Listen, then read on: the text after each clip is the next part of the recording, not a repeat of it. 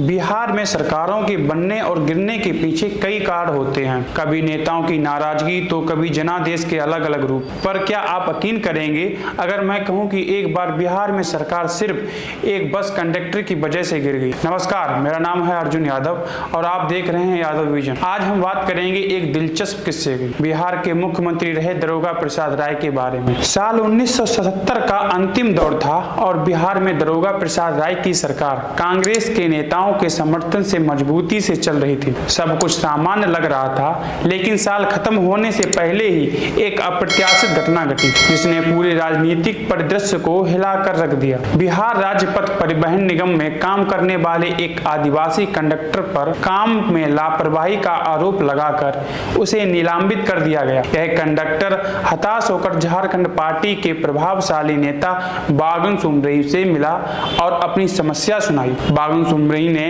इस गंभीर मामले को समझते हुए सीधे मुख्यमंत्री दारोगा प्रसाद राय से मिलने का निर्णय लिया। कुछ दिनों बाद जब एक हफ्ता बीत गया और कोई हल नहीं निकला, तब 11 विधायकों के एक समूह ने सरकार के समर्थन वापस लेने का ऐलान लिया। दारोगा प्रसाद राय को लग रहा था कि उनकी सरकार बच जाएगी, लेकिन दिसंबर 1977 के तीसरे हफ्ते में जब फ्लोर टेस्ट हुआ तो उसके समर्थन में 144 विधायक थे और विपक्ष में 164। दरअसल झारखंड पार्टी और कम्युनिस्ट पार्टी ऑफ इंडिया के कुछ विधायकों ने समर्थन वापस ले लिया था। 16 फरवरी 1978 को उनकी सरकार केवल 10 महीनों में ही गिर गई और यह वजह पूरी तरह से अभूतपूर्व थी। दारोगा प्रसाद राय की कहानी सारण छपरा जिले के बजरिया गांव से शुरू होती है, जिनके पिता की इच्छा थी कि उनका बेटा पढ़ लिख कर पुलिस में भर्ती हो, इसलिए उनका नाम दारोगा रखा। पढ़ाई के साथ साथ दारोगा प्रसाद आजादी की लड़ाई में भी शामिल हो गए।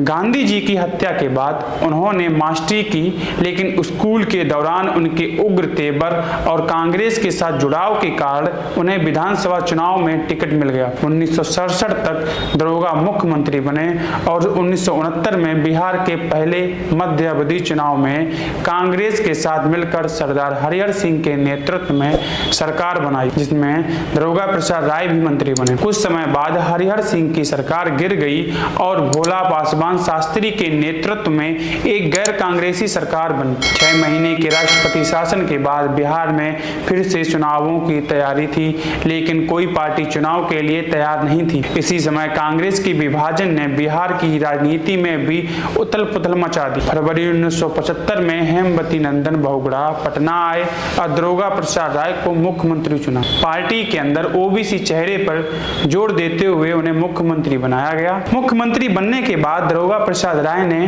बिहार में पिछड़े वर्गों की भागीदारी सुनिश्चित करने के लिए एक कमीशन बनाया, जिनकी अध्यक्षता अनुसूचित जाति के मुंगेरी लाल कर रहे थे। कमीशन ने पिछड़े वर्गों के लिए आरक्षण की सिफारिशें की, लेकिन कांग्रेस की सरकारों ने इस पर कोई भी ठोस कार्रवाई नहीं की। 1977 में जनता पार्टी के कर्पूरी ठाकुर ने मुंगेरी लाल कमीशन की सिफारिशों को लागू किया, जिससे विधायकों के बीच हंगामा मच गया।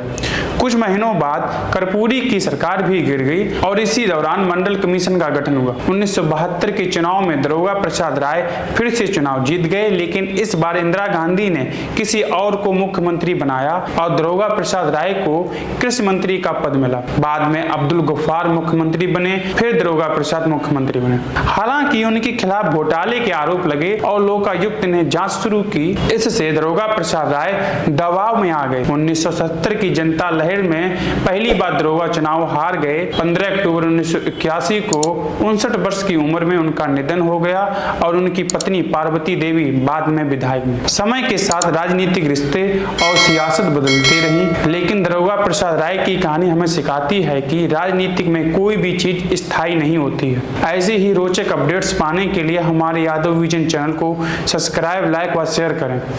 धन्यवाद।